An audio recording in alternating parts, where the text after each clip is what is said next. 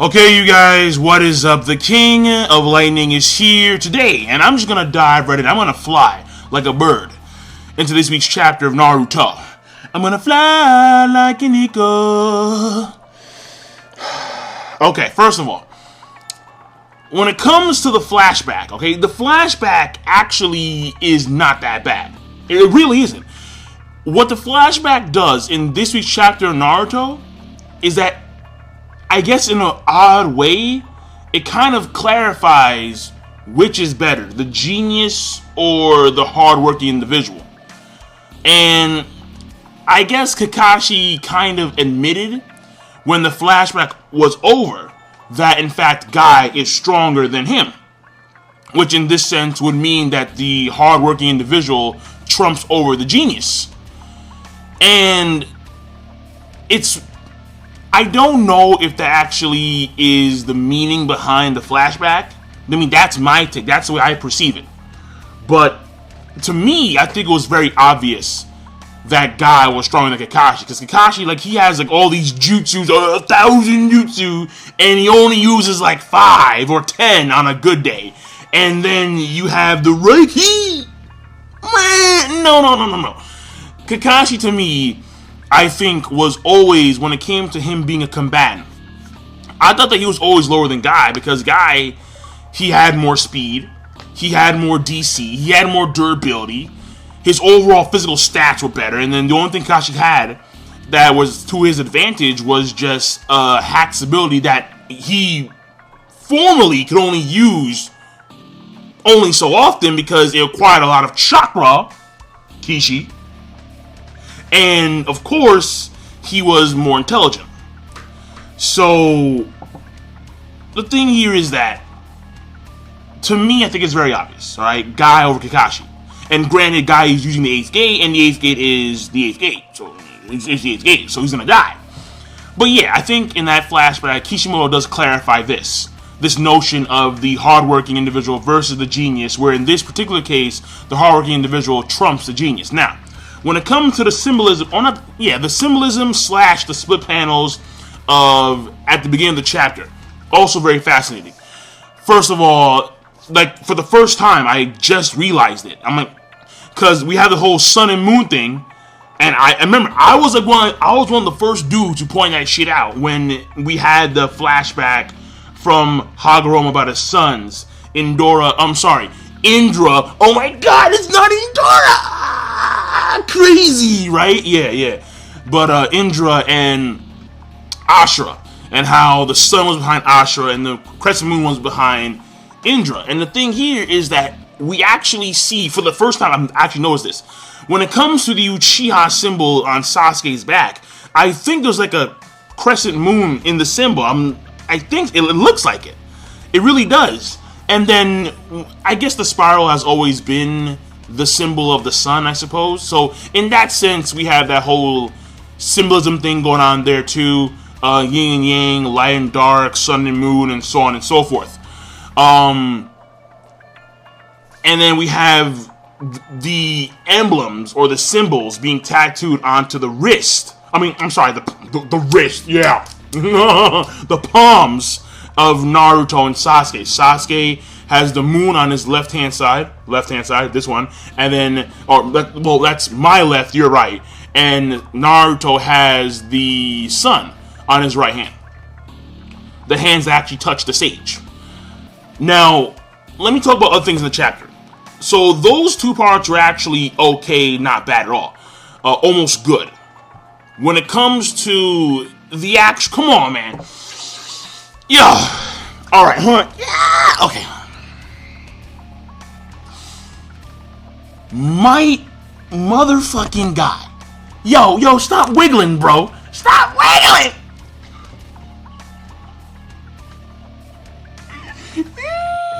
My guy doing his thing.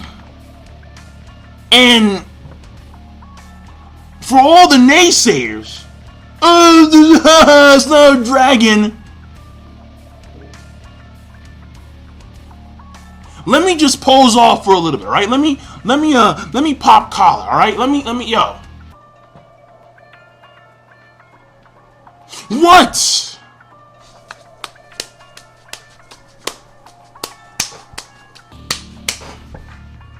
Nah, nah, get out of here. Yo,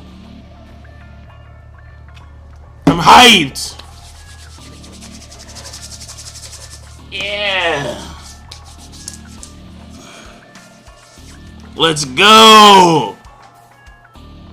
Yo, let's go.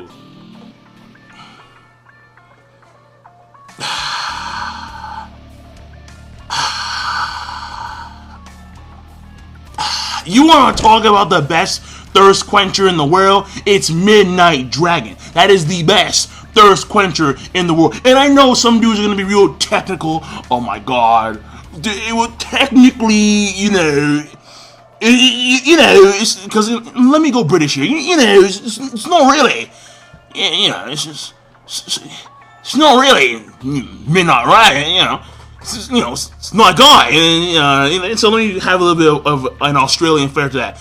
It's not a guy. Not a guy. Not a guy is Ryu. Yeah. So it's not a guy Ryu. So it's not technically the Midnight Dragon. That's my response. That's my rebuttal. My rebuttal is this giant middle finger. What now? What now, son? Yeah. And this was disgusting. He shattered his rib cage, and the end result is his arm I think was gone. This was gone, and like his left torso was obliterated. I'm like, yo, Michael guy. I'm like, yo, that's crazy. Yo, peekaboo, that shit is crazy. No, I'm like, bro.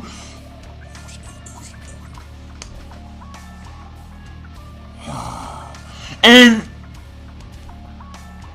you see Kishimoto, he actually does like this really cool x-ray thing, which is fantastic.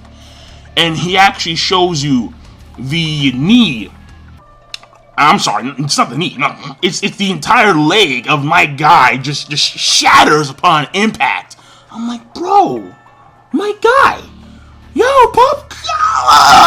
And I must say that the dragon, the Ryu, looks phenomenal, alright? So I get Dynasty Wars. Let's stop fucking with me, man. I know my shit, okay? And the fact that the dragon kick, because it's pretty much, this is the ultimate dynamic entry, alright? That's what it is.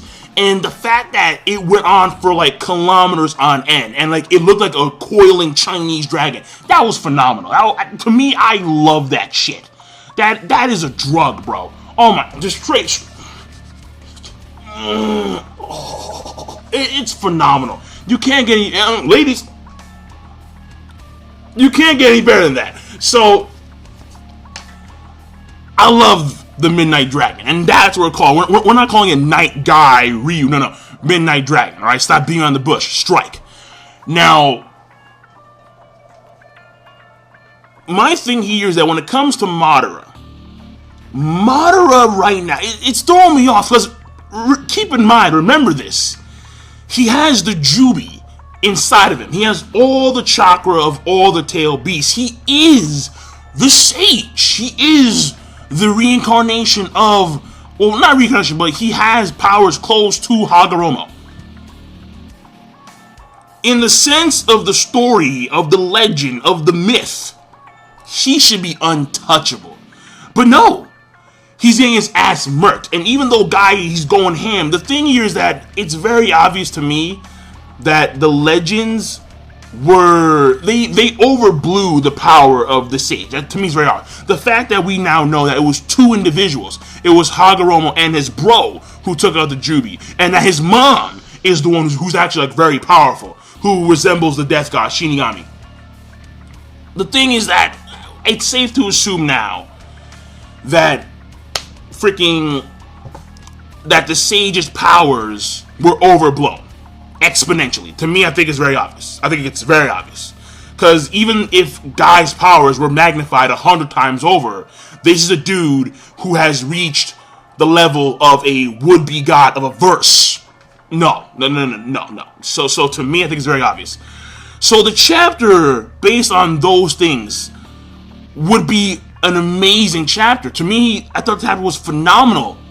But then in came the last fucking page, and I'm like, and I gotta In came the last page, and this is my initial reaction.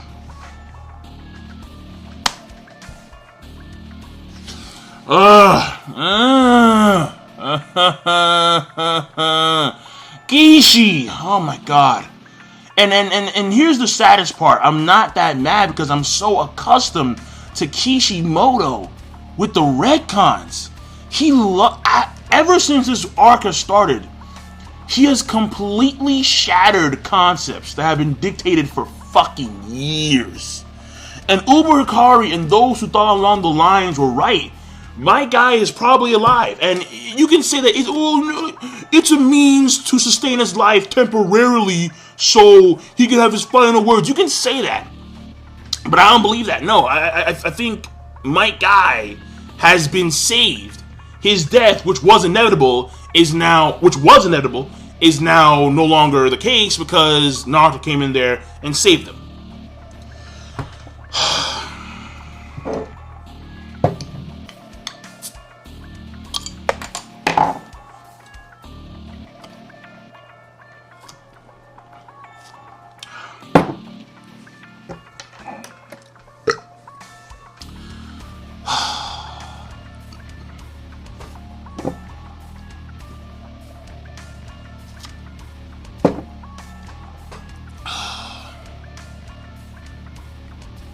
Fuck!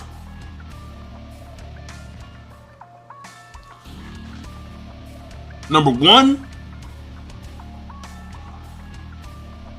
Rock Lee had already lost Nenji. Number two is that Naruto, he is an individual who is an Uzumaki, and of course he's Ashura's incarnation. And Ashura was known for having having the body of the sage, which means that whatever he did to my guy probably goes along those lines of saving his body. And again, we see him infuse chakra into his heart. But number three, which is probably the main reason why Kishimoto decided to not kill off my guy, is because my guy is a fan favorite character. And when you kill off a fan favorite character, people are gonna start getting really butthurt, like, oh my god, no, Kishi! And then they're gonna drop the series, which to me is retarded, especially this late in the damn story.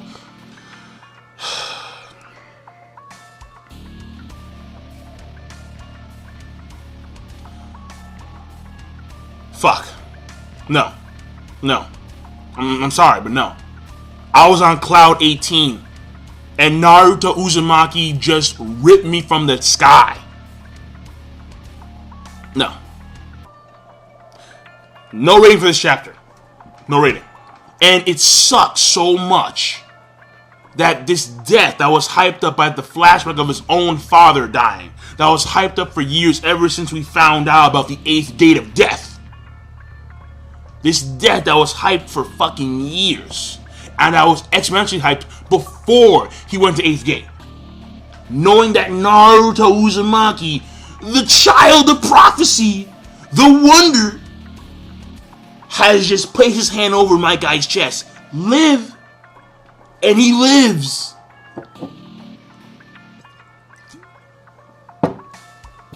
I'm done. Chapter rating, no rating. But I'll see you guys later. Have a nice one.